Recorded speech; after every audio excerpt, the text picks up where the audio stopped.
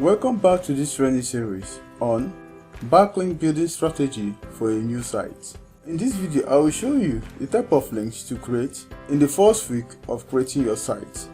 After setting up your site, that is, you've bought domain name, web hosting, install CMS like WordPress, Blogger, and so on, and have some content in it, then you should start building backlinks to it.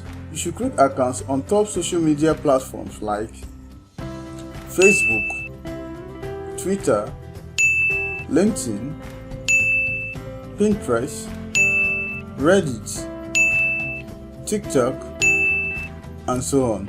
After creating an account, make sure you add your website URL to them and get the social media platforms indexed.